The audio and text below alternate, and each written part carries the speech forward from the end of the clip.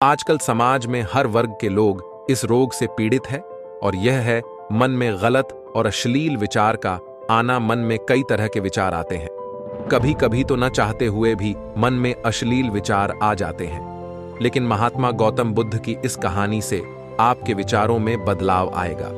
मनुष्य का मन बहुत ही चंचल होता है और इसलिए मन में कई तरह के विचार उत्पन्न होते हैं। क्षण भर में ही व्यक्ति का मन कई चीजों को सोचने लगता है।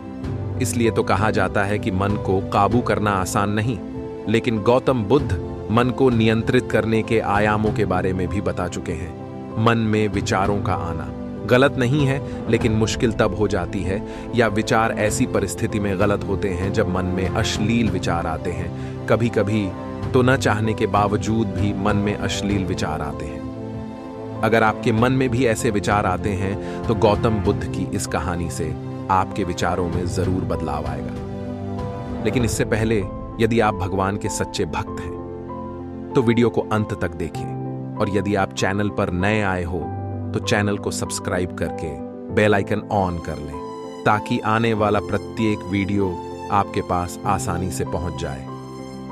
मित्रों, आओ अब हम इस कहानी का आनंद लेते हैं और अपने मन और बौद्धिक में आने वाले गंदे विचारों के ऊपर विराम लगाने में समर्थ हो जाएंगे। बुद्ध की कहानी, अश्लील विचारों को कैसे रोकें। बुद्ध अपने भिक्षुओं को उपदेश देने के साथ ही उन्हें भिक्षाटन के लिए भेजते थे। एक बार उन्होंने अपने भिक्षु भरत को भिक्षा लेने के लिए एक शराबिका के घर भेजा।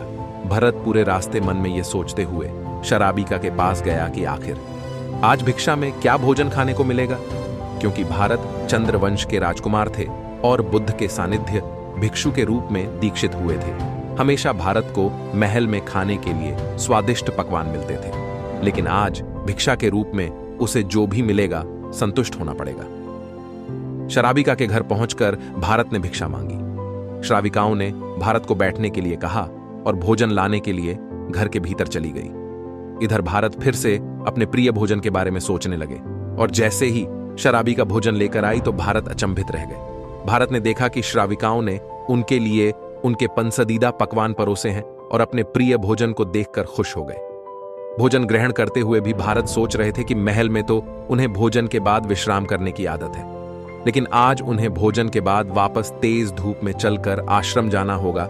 लेकिन भोजन के बाद श्राविकाओं ने भारत को कुछ समय के लिए विश्राम करने का आग्रह किया। भरत फिर से खुश हुए कि आखिर आज उनके मन की सारी इच्छाएं कैसी पूरी हो रही हैं। इसके बाद भरत कुछ देर विश्राम करने लगे, लेकिन विश्राम करते हुए भी लेटे लेटे वह सोचने लगे कि आज तो मुझे भोजन के बाद विश्राम करने को मिल गया, लेकिन ऐसा रोज रोज नहीं होगा। जब भारत विश्राम के बाद उठे तो श्राविकाओं ने कहा कि आप जब तक चाहे यहां ठहर सकते हैं। भारत आप समझ गए कि यह कोई संयोग नहीं हो सकता। उन्होंने श्राविकाओं से कहा कि मुझे क्षमा कीजिए, क्या आप मेरा मन बोर हो सकती है। शराबिका ने हाँ में उत्तर दिया और कहा कि हाँ, मैं मन बढ़ सकती है। शुरू में यह कठिन था, लेकिन फिर मैंने स्वयं के मन विचारों को देखना शुरू किया। पहले मेरे विचारों की संख्या अनगिनत हुआ करती थी। इसके बाद मैंने विचारों पर ध्यान केंद्रित किया, बिना पक्ष विपक्ष के अपने विचारों को देखने लगी। इस तरह से धीरे धीरे मेरे मन में विचारों की संख्या कम होती गई और सारे व्यर्थ विचार दूर हो गए। इसके बाद से ही मैं दूसरों के मन में चल रहे विचार को पा रहे हैं लेती। हालांकि श्राविकाओं की बात सुनकर भरत घबरा गए। इसके बाद भारत ने श्राविकाओं से आज्ञा ली और आश्रम के लिए निकल पड़ते। रास्ते में भी भारत फिर से मन में आए विचारों का स्मरण करने लगे कि श्राविकाओं के बारे में उसके मन में अश्लील विचार भी आए थे। श्राविकाओं ने उसे भी जान लिया होगा वह मेरे बारे में क्या सोचती होगी। भारत खुद को लज्जित महसूस कर रहे थे। भारत ने आश्रम पहुंचकर गौतम बुद्ध से कहा कि अब मैं कभी भिक्षाटन के लिए नहीं जाऊंगा। बुद्ध ने भारत को पास बुलाया और कहा कि क्या हुआ है, तुम मुझे सारी व्यथा बताओ। भरत ने सारी बातें बुद्ध को बताई। इसके बाद बुद्ध ने कहा कि अगले 1 हफ्ते तक तुम भिक्षाटन के लिए उसी शराबिका के घर पर जाओगे, लेकिन तुम्हें इस बात का ध्यान रखना होगा कि कल भिक्षाटन के लिए जाते हुए तुम अपने चित्त को पूरे होश में रखना। तुम्हारे भीतर क्या विचार उठे उन पर ध्यान केंद्रित करना, और यह भी ध्यान रखना कि तुम्हारे मन में कौन सी वासना उठ रही है। तुम कल इन सभी चीजों को ध्यान में रखकर जाना और इसके बाद मुझे वापस आकर बताना। अगले दिन भरत भिक्षाटन के लिए गए बुद्ध के बताए अनुसार वो पूरे रास्ते अपने होश को जागृत रखते हुए चल रहे थे। जब शराबी का घर आया तो भारत ने भिक्षा मांगी। उसके भीतर कोई वासना नहीं थी और ना ही कोई विचार उत्पन्न हो रहे थे, क्योंकि उसने अपने मन को पूरी तरह जागृत रखा था। भरत ने भिक्षा ली और आश्रम चला गया। भरत ने बुद्ध को प्रणाम किया और कहा कि आज उसे जिस आनंद की अनुभूति हुई वह पहले कभी नहीं हुई। तत्पश्चात गौतम बुद्ध ने बताया कि यहाँ भारत, यदि हम मन में उठ रहे विचारों के ऊपर ध्यान केंद्रित करें और उन विचारों को ध्यान पूर्वक जानें तथा उसका स्मरण करें और यह देखें कि क्या यह विचार शुद्ध है या फिर अशुद्ध। यदि आपका विचार शुद्ध रूप से यानी कि मन में गंदे विचार उत्पन्न हो रहे हो तो आप उन विचारों को अपने अंदर की शक्ति से रोक सकते हैं, और यदि आप ऐसा करने में सफल हो जाते हैं तो आपसे बड़ा बलवान और ताकतवर दुनिया में कोई नहीं होगा।